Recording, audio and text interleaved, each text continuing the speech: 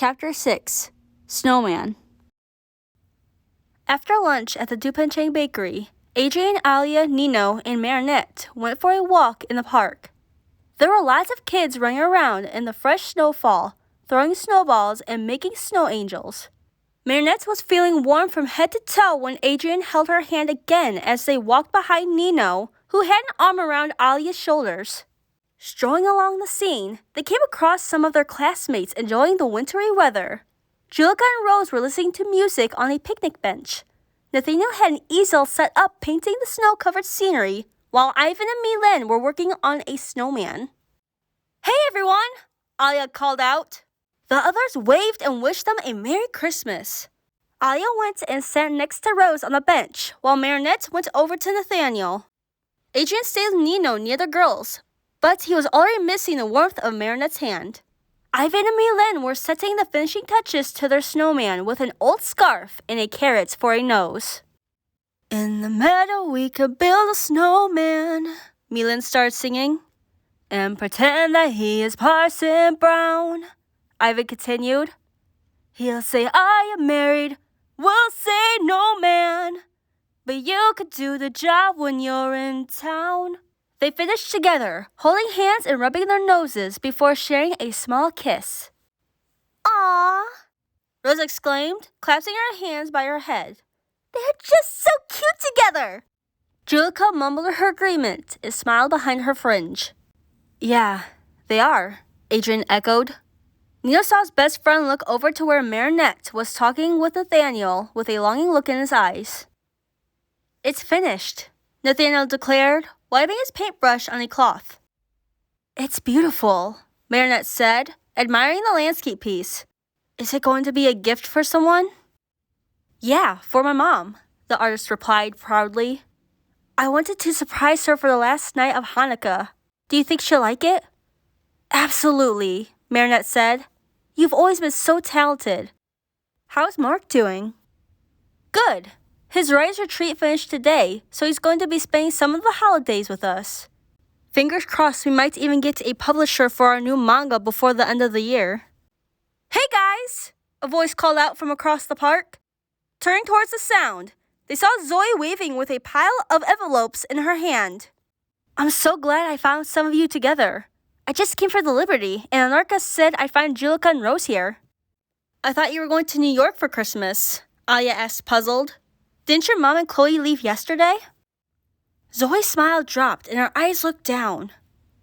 "My sister convinced our mother that I didn't need to go with them, since my father wasn't going to be in New York for the holidays anyway, so they left me behind." "Zoe, I'm so sorry," Marinette said, walking over and giving the blonde girl a hug. "If you need anything, just let me know, okay?" "Actually, there is something you can do," Zoe said, cheering up and handing Marinette one of the envelopes. "My stepfather said that since I was left behind, I can have one of the suite rooms for a Christmas Eve party tomorrow night and invite my friends." Zoe passed around the invitations to everyone, who all readily accepted. "Now, it's nothing too fancy, so don't worry about dressing up too much. But if you have something Christmassy like hats or ugly sweaters, then go for it. I've got to run. I've got a few more people to find. I hope to see you all tomorrow night." Alia came over and rested her elbow on Marinette's shoulder. "I know that look. That's your I have a new design idea look." Marinette noticed the curious look on Adrian's face. "Oh, it's nothing really. I just had a sketch design I did the other day for a dress that might be cute. I'm worried it might look too much if I make it." "You can never be too much, m'lady," Adrian said excitedly. "I love to see it." Marinette smiled at his enthusiasm. "Well, I have to go and get some materials. We could go shopping." She looked at Alia expectantly. "Oh, I just remembered," Alia said, tapping her chin with her finger. "I've got that thing that Nino and I need to go and do." "What thing?" Nino asked, perplexed. Alia gave her boyfriend a none-too-subtle glare, and Nino lifted his cap to scratch his head. "Oh, that thing," he said, realizing he had to play along. "A thing?" Adrian asked, confused. Yeah, it's an important thing that definitely needs doing. Right, babe?" Alia's glare turned into something more annoyed.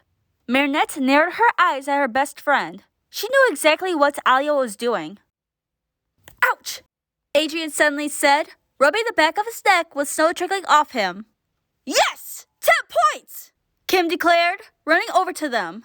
He then ducked, another snowball thrown by Alex. Hitting Adrian doesn't count, you dumb monkey, she yelled at him. Come on, Gress, I'll help you take him down. Come and get me, fluffy tail, Kim taunted. Call me that again, and Odile will be feeding you through a straw for Christmas, she sledged back, throwing a snowball at his face.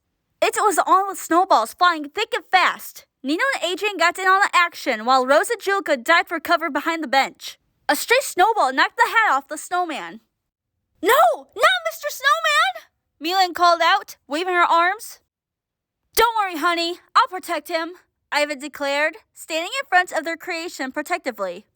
Alia grabbed up her own snowball, helping Alex go after Kim. Kim tried to hide from the onslaughts behind a tree, gathering more supplies.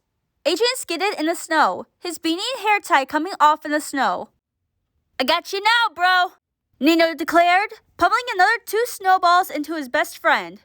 Adrian grabbed his beanie and ran back towards Marinette. Watch out, Marinette! Rose called out as the snowballs started flying in the Blue Nuts' direction. Adrian ran in, covering Marinette and blocking the volley from hitting her. Still protecting me, kitty? She quipped. You know I always will, m'lady.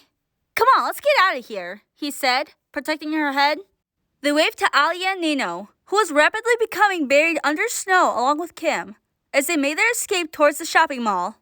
What do you think? Adrian asked, putting a sequins hat on his head and striking a pose. I think you'd be kicked off the runway looking like that, Marinette giggled. What about this one for your dress? Adrian asked more seriously, holding up a deep red fabric. You know, I always thought you looked bugtastic in red. Marinette rolled her eyes at the pun. I'm trying to get away from red for a change. What's about green? Adrian looked between the 2 different shades of green. He picked up the sample pieces and held them against each side of her head. The darker color complements your hair, but the lighter color complements the blue in your eyes, he said, giving her that soft look that he always seemed to keep just for her. She always felt her heart race when he looked at her like that, whether it was right now or when he had cat eyes behind a mask. Marinette swallowed thickly. Well, which one do you think? I like the lighter one, he said. Maybe I could wear my emerald shirt to match. You have an emerald shirt? Adrian nodded with a smile. You made me one for Christmas last year, remember? Or should I say Ladybug gave one to Chat? I didn't know you kept that, she said, surprised. I never saw you wear it. My father wouldn't allow me to wear anything not made by the company, Adrian replied, looking away. Then he smiled when he saw another silly hat. Putting the snowman cap on his head, he turned back to her. Now I can wear anything I like. If you wear that to the party, you could go on your own. Adrian pouted. But I wouldn't wear a hat. Marinette giggled at him. Tell you what, pick out your favorite red fabric and I'll make a Santa hat for you to wear. She didn't expect him to be so happy about it that he would go and pay for all her materials. But then again, she realized she probably should have. End of chapter 6.